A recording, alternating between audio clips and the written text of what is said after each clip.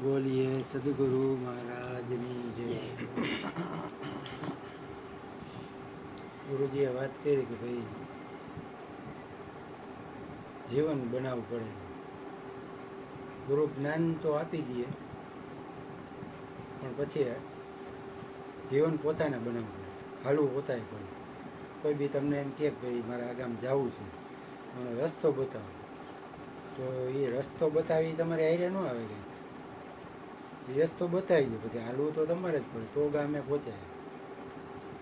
એટલે કે જેણે જેણે જીવન બનાવ્યા ને એને બધા યાદ કરે. વ્યક્તિ હાજર ન હોય તો યાદ કરે. એવી બે પ્રકારની વ્યક્તિ બતાવી કે એક તો કે કેન્ડલ ટાઈપ અને એક બલ્બ ટાઈપ.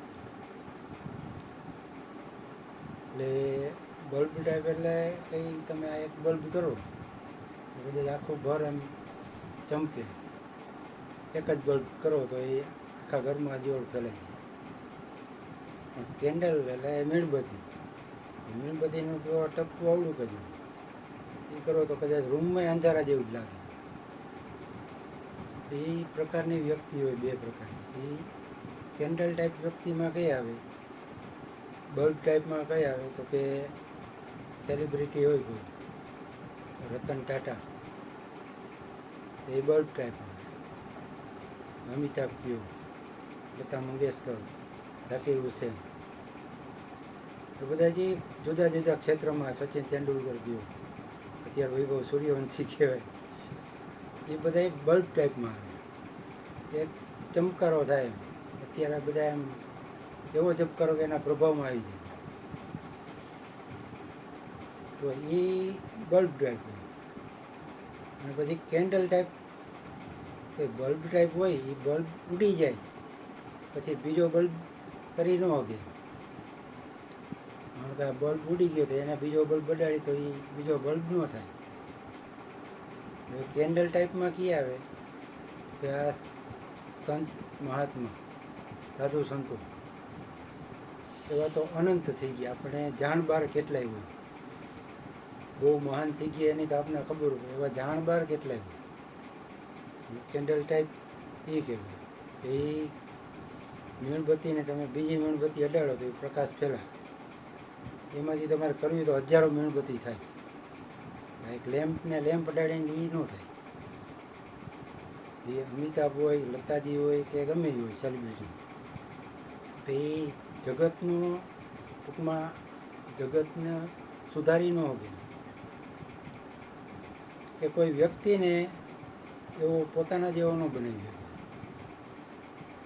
એ હમણાં જ્યોતિમાની તિથિ ગઈ, એ કેન્ડલ ટાઈપમાં આવે, મીણબત્તી 52 દીવા પ્રગટાવી. મયુર બાપુને હમણાં બાપુએ વાત કરી 1100 સેવકો આત્મજ્ઞાન આપ્યું તો એનું કાંઈક તો જીવન સુધર્યું છે ને, ઉપદેશ લીધો એને બધાએ. એટલે જેને આત્મજ્ઞાન નથી તો એને સત્વરે લઈ લેવાય. આ સંત મહાત્મા હાજર છે એ એવા કેન્ડલ ટાઈપ કહેવાય કે એનાથી તમે લાખો મીણબત્તી, એક મીણબત્તીમાંથી લાખો થાય. એ લાખો મીણબત્તી કર્યો તો આખું મકાન, આખી શેરી જળવાય. હમણાં આલા ક્યાં દિવાળી ઉપર કે કંઈક ઉત્તર પ્રદેશમાં કેટલા લગભગ અબજો કે કરોડો દીવા કર્યા, હરિદ્વારમાં કે અહીંયા ક્યાં. એ દીવડાથી દીવડા થાય, એટલે એમ છે એમ ન થાય. એટલે જીવન એવું બનાવવું. ભલે પ્રકાશ ઓછો હોય, કોઈ ઓળખે નહીં તો કાંઈ નહીં.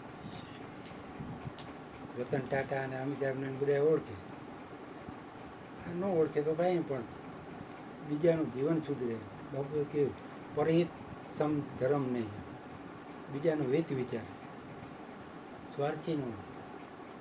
સંતોને કોઈ જાતનો સ્વાર્થ હોય જ નહીં. એ હરજીવન બાપા એ કેન્ડલ ટાઈપમાં આવે. અને તો બાપુ કહ્યું 10,000 સેવકો, દીવડે દીવડા થાય એવું જીવન એવું બન્યું. એક સાખી કે ભાઈ એસી કરની કર ચલો, तुम हंसो जग रोए, जब तुम आए जगत में जग हसे तुम रोए, ऐसी करनी कर चलो तुम हंसो जग रोए.